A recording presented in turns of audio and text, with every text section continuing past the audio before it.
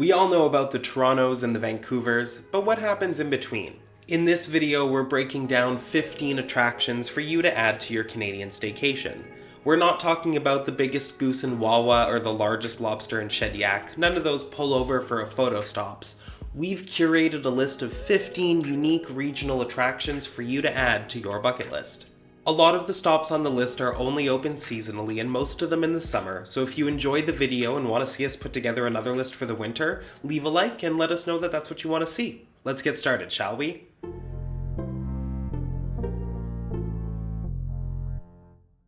The first stop on our list takes us to the small town of Torrington, Alberta, about 160 kilometers northeast of Calgary, or just a short detour off Highway 2 if you're heading north to Red Deer.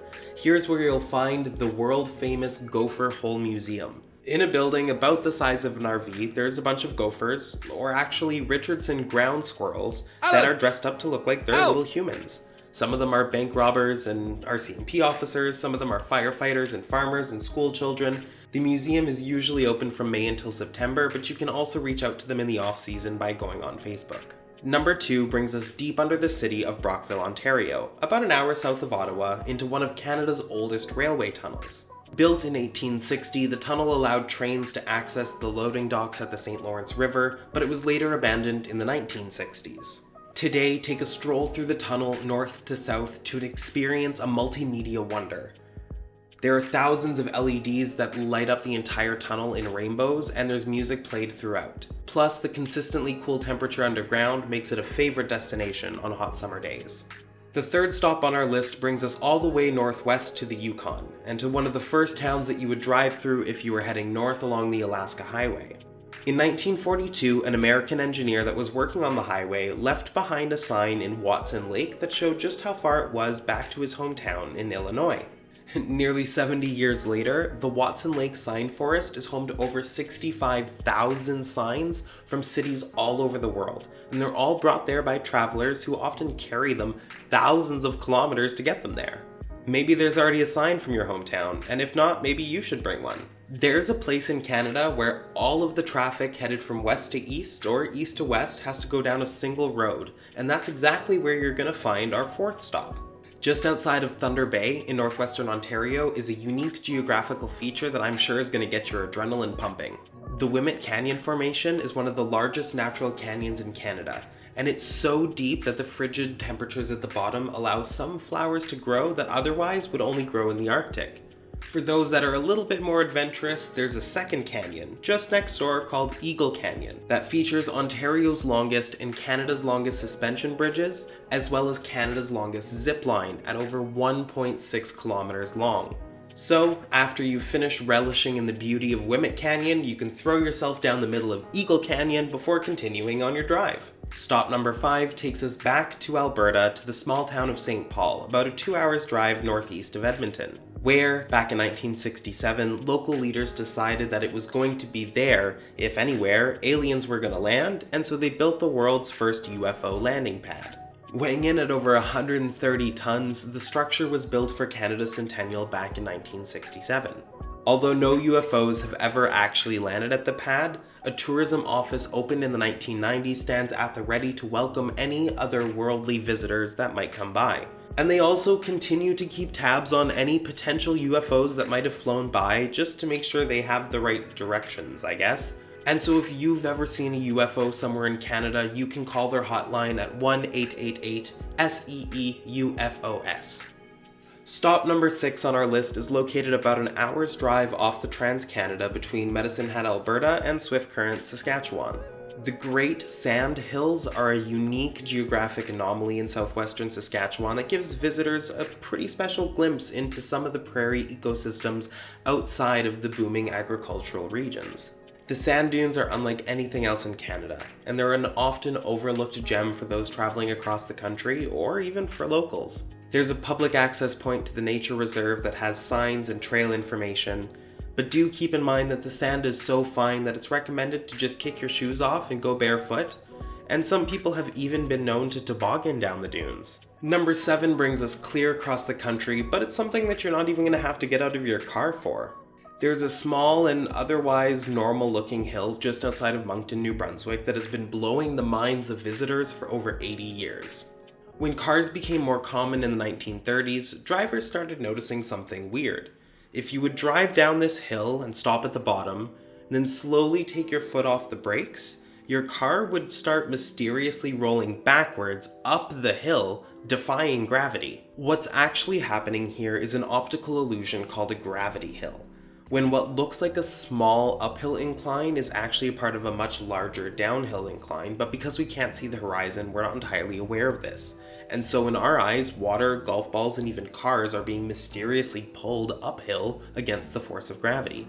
Number 8 you might have already seen on TikTok or making its rounds along the internet, but it's the mysterious shrinking mill in Port Colborne on Lake Erie. If you're driving along Lakeshore Road heading east towards the town of Port Colborne, you'll notice the federal grain elevator in the distance that looks absolutely ginormous. However, keep driving towards it and something weird happens. The building seems to shrink and shrink and shrink before just veering off into the far distance when you actually see where it is. Just like the magnetic hill in New Brunswick, the vortex created by the trees along the road makes us lose the horizon, and so the building looks a lot larger than it actually is. Stop number 9 on our list is an impressive piece of public art that, despite its name, was actually built to commemorate a tragic flood. Le Pyramide des Haha was built in Saguenay to commemorate the 1996 flood that caused the death of 10 people. The haha actually refers to an old French expression. It was something that you would say if you came across an unexpected obstacle, something that this part of the river often was. The pyramid is made up of over 3,000 triangular yield signs and features a staircase that allows visitors to climb up and look out over a very beautiful haha, or unexpectedly difficult part of the river. There's a small siding just off Route 8 in Pleasantville, just outside of Newmarket north of Toronto, and this stretch of asphalt is our 10th stop on the list, and it is a uniquely beautiful Instagram opportunity. What looks like it could be an abstract piece of expressionist art is just a place to practice your hand at painting before heading out on the province's highways. This is where the province's road painting crews come to test their equipment, try out new paints, and just to practice their hand, but the result is definitely something to appreciate. Our next stop on the list, number 11, is another Instagram-worthy stop, but you might want to wait until the sun goes down to get its full effect. Edmonton is quite far north in Canada, and as a result, it suffers long and dark nights in the wintertime. This is why locals have always used bright, flashy neon lights a la Las Vegas to promote their businesses. Today, the Outdoor Neon Sign Museum on 104th Street Northwest, just outside the Rogers Arena, features 20 historical neon signs from Edmonton businesses that are lit up every evening. From bakeries to theaters to railways, these signs continue to light up downtown Edmonton every night. Our 12th stop is just outside the town of Hope, British Columbia, which is either the first or the last town you'll visit if you're driving through the Fraser River Valley. The Othello tunnels are remnants of a 1914 railway extension built by CPR, but have now become a favorite walking trail in the summer months. The area is technically called the Coquihalla Canyon Provincial Park, but it's more commonly known as the Othello Tunnels, named after the Shakespeare character that the architect was most definitely a fan of. 13 is an odd number, so on this list it's the only place that you can actually get to by car, but it's definitely worth checking out if you can get the chance.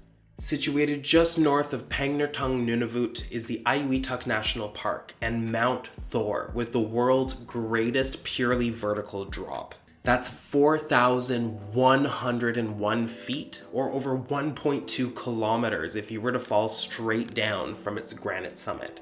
I can't even imagine the vertigo from the top, but I can tell you that from the bottom, the mountain still makes you feel like one of the most insignificant things on the entire planet. Trust me, I had the chance to hike to its base in 2013, and that was definitely a highlight of that trip to the Arctic. Make sure to stop by the park's Canada office in Pang to get all the information before you go, leave no trace behind in the park, and watch your back for polar bears. But besides that, you should be good.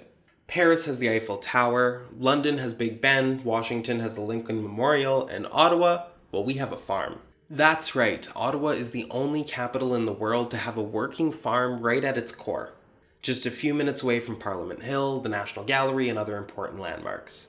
When our 14th spot originally opened in 1886, the Central Experimental Farms were actually on the far outskirts of the city of Ottawa. Eventually, the city continued to grow and it completely swallowed up the farm, making it a staple of the downtown core.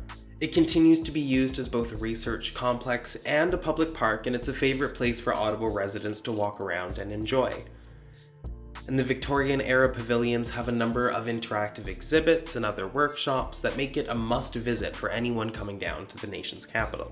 Last, but certainly not least, we're ending this list close to where we started, in a tiny little museum, but this time in downtown Halifax, Nova Scotia. Just offshore from Nova Scotia, the giant leatherback sea turtle makes its annual migration from the Caribbean Sea all the way up to the cooler waters of the North Atlantic, and they all pass by the Halifax harbor. The small but highly interesting and interactive exhibits at the Sea Turtle Center in downtown Halifax offers information about the leatherback turtle, some interactive activities for kids, and a unique gift center, all in a space that's not much bigger than the sea turtle itself. Well, that caps off our list for 15 off-the-beaten-path Canadian experiences, for the summer months at least. If you like this video, let us know. This was my first time trying a list-style video, so if you want to see one for the winter months, maybe leave a like or a comment and let us know. We'll be back to our regular stories next week, and we look forward to making more videos for you in the future. See ya.